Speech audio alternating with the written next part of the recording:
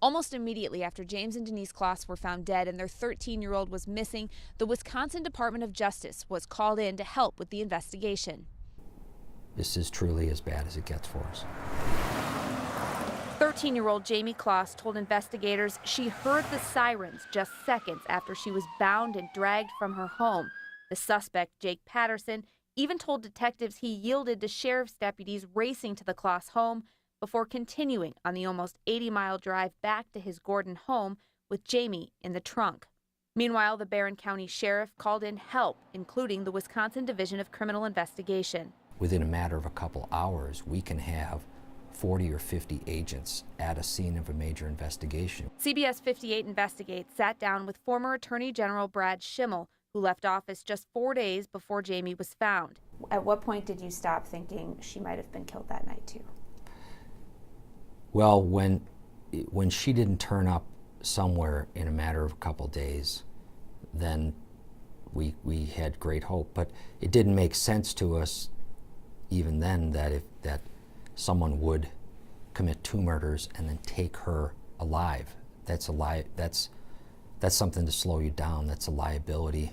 And the more time passed, the more investigators believed Jayme was still out there, especially after hunting season when thousands of people took to the woods and no one found anything.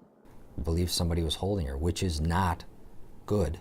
We knew that meant this was a very difficult life for her, but alive is a very good thing.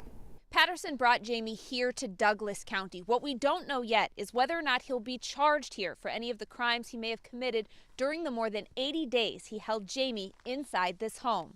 My office is still in the process of reviewing the reports on the case to determine whether or not there are any additional charges that would be filed in Douglas County. Those charges would likely shed light on what happened inside that cabin. But Patterson already faces 2 life sentences in Barron County. For some, that's enough. And I'm assuming the charges that have been brought will be efficient, I hope, and it doesn't sound like he'll ever see the light of day again. Inside the Barron City Library, where almost every newspaper on the shelf has the Kloss case on the front page, Representative Romaine Quinn reflects on both the relief and grief still echoing across his district. Well, the hard part for our community is that a lot of us have cabins in Gordon or around Gordon, or that's where we all go to deer hunt, and it's, gosh, he's 3 miles from where we go visit. But Jake Patterson wasn't on anyone's radar. He picked Jayme at random, which Schimmel says is rare, and he has no criminal record.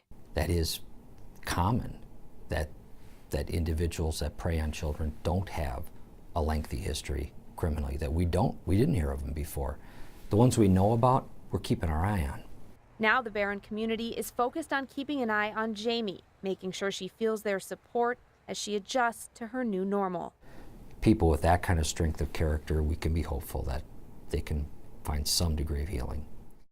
Jake Patterson will be back here at the Barron County Courthouse for his preliminary hearing on February 6th. Reporting in Barron County, Kristen Barbarisi, CBS 58 News.